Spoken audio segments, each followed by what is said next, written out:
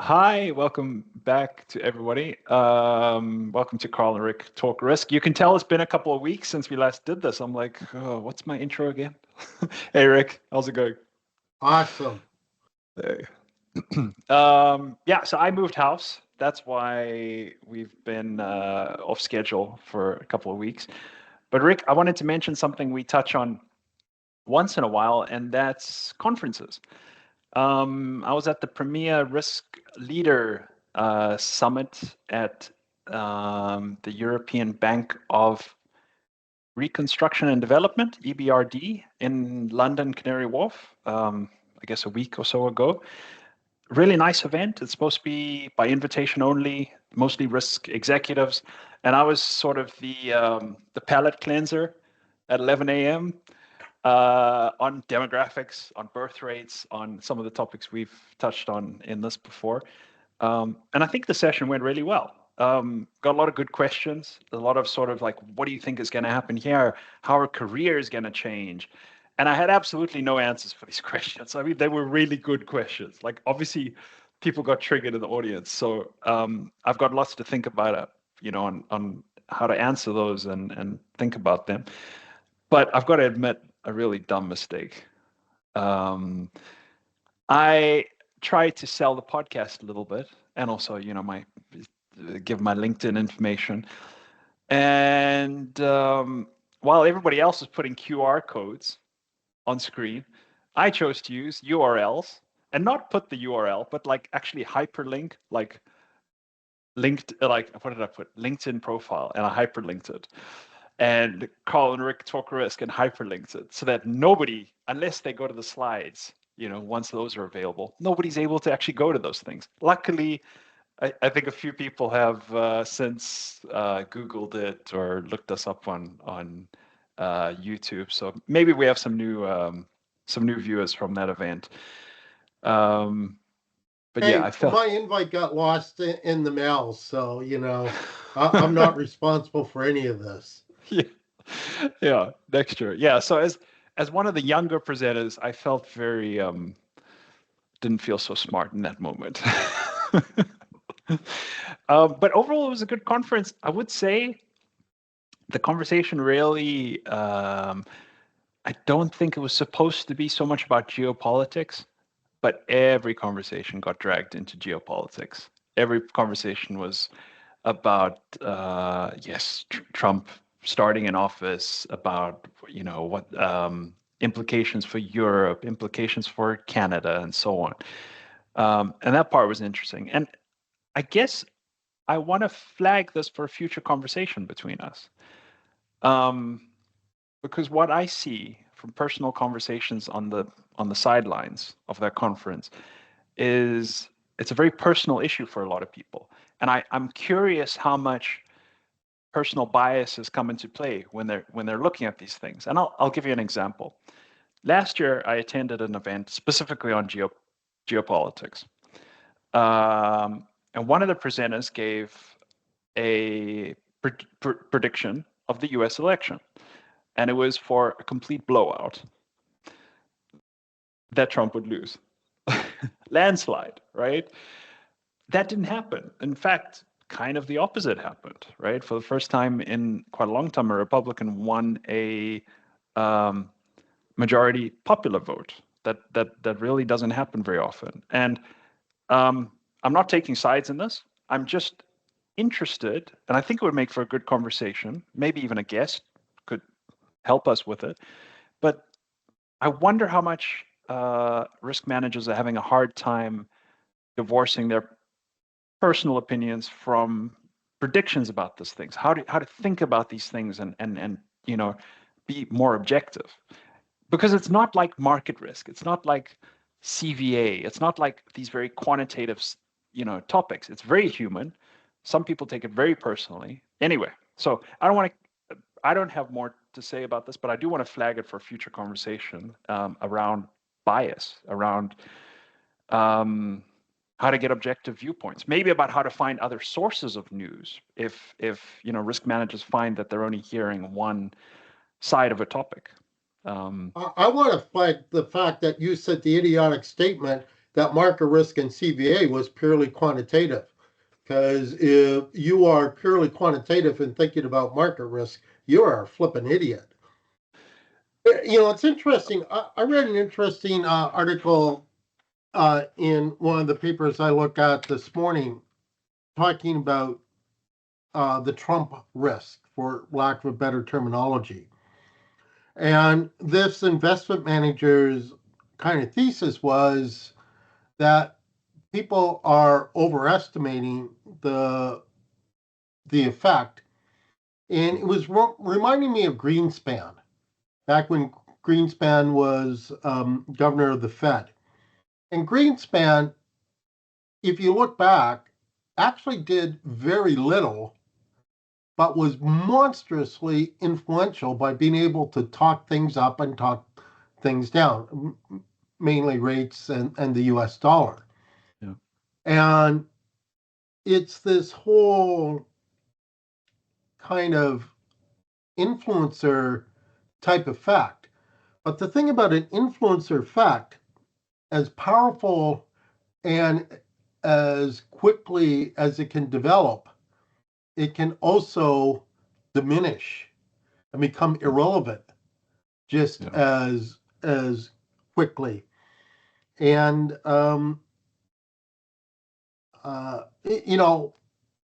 those who don't know, I'm Canadian. I'm sitting here in Canada.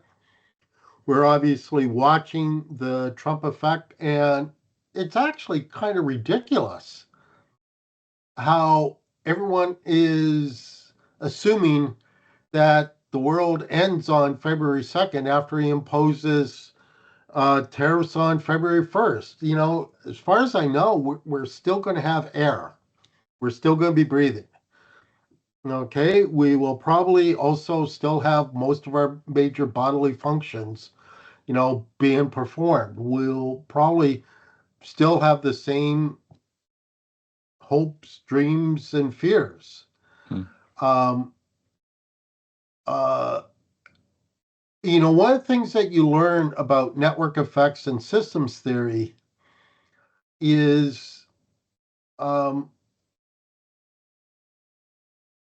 going to take a slightly different. Network and systems theory teaches us that the network is more powerful than any particular lever or person or action or plan or objective, etc., etc., etc.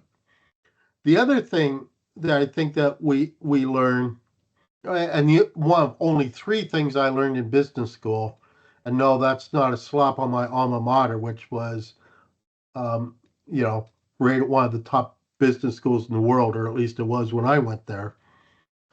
But I only learned three things, and one of them is just when you think it's a trend, you find out it's a cycle.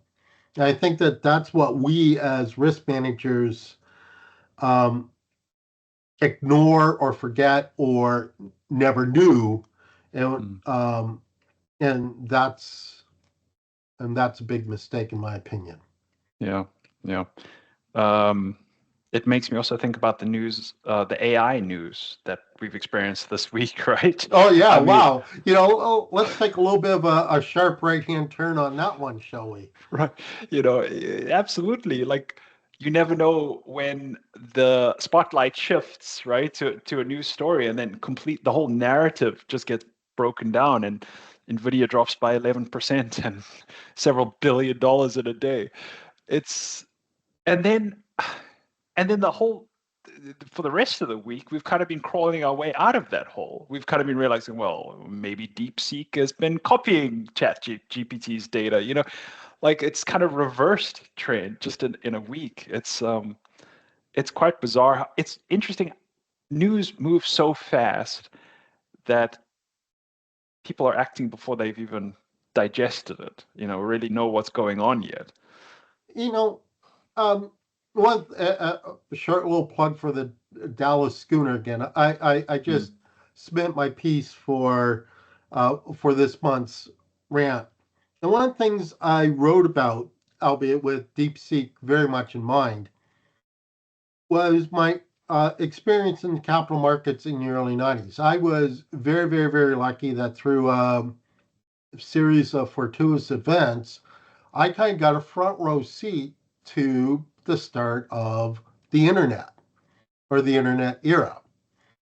And again, this was in the 90s. This was before the whole dot-com bust, although I was there for that as well. But the surprise, so I got to meet with, a large number of the movers and shakers at that time. And they all had fantastic visions. But the only vision that was consistent was the internet's going to be big. Mm. Now, sitting here in 2025, we hardly even think about the internet. Like, the internet's kind of an afterthought, except for idiots that, don't use QR codes versus URLs. But, which, by the way, I realized now I made the exact same mistake on something I shipped to a conference yesterday. But anyhow, the thing is, they were all wrong in how the internet was going to progress. The only thing that they're right about was that it was going to be huge. AI is a disruptor. Trump is a disruptor. And the key thing about a disruptor is prediction is a fun game for podcasters to talk about. Yeah. But believing and trusting your predictions is an absolute fool's game. Okay? Yeah. And having humility, having flexibility, having resilience, having pivotability, that's what really matters. You do all the math, not for the answers. You do all the math as part of the process. You literally, yeah, that's exactly what I was thinking. A couple of episodes ago, we were talking about the importance of questions. Yeah. And I think that's exactly what we're hitting on here. Do you have the right questions? Are you asking the right questions? Don't worry about the answers. It's you can't get those right. It's not possible. Yeah.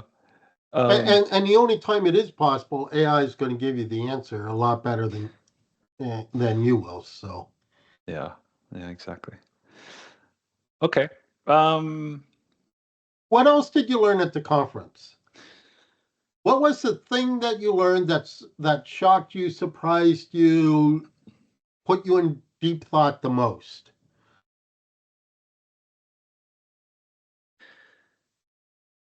Wow,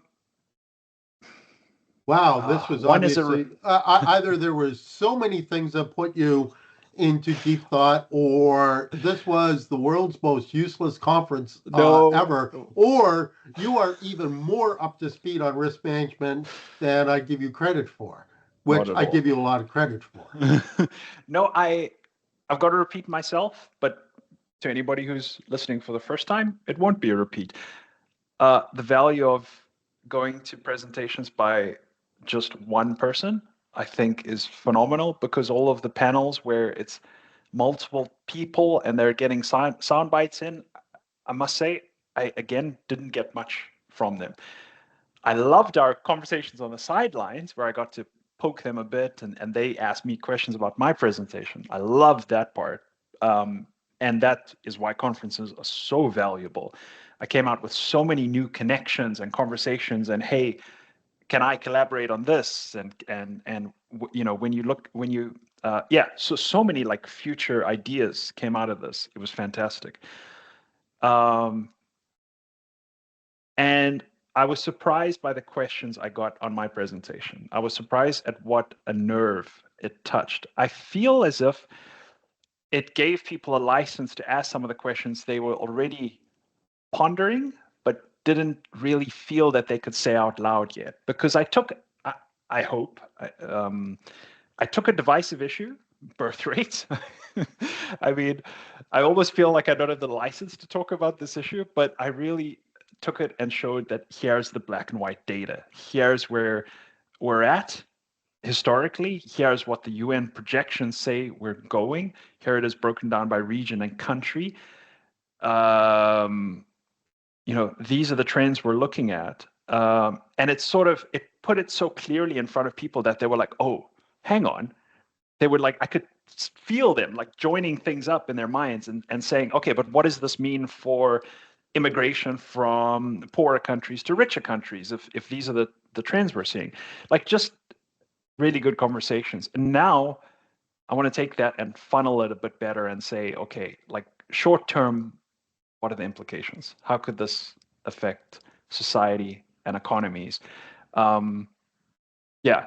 What I did in the presentation was take Japan, where population decline has been going on for more than 15 years, and then show China, where it's been in decline for 2 years. And I mean, Japan gives us a picture of what that might look like in the next 15 years. So, yeah, I think I gave people the license to ask questions that were on their minds, but they didn't really know the black and white facts to be able to ask some of those questions. That is my rambling answer, Rick. Maybe they were all listening to our questions podcast. Yeah. Maybe they took it to heart. Yeah. Yeah. Yeah, exactly. Yeah, and maybe we'll get into some of those because some of them were around career, flexible careers, switching up careers, which we were talking about just before we hit record. Anyway, perfect. Well, Rick, we flagged so many things. We should probably stop. Yeah, keep tuning in. Please subscribe to the channel and look out for next few episodes. We're talking to a few guests about coming on the podcast. We won't give details just yet, but those should be quite exciting. We're looking forward to getting into those topics. Rick, I think that's it. I think let's call it a wrap, and we'll talk again next week. Have fun out there. Thanks, everybody.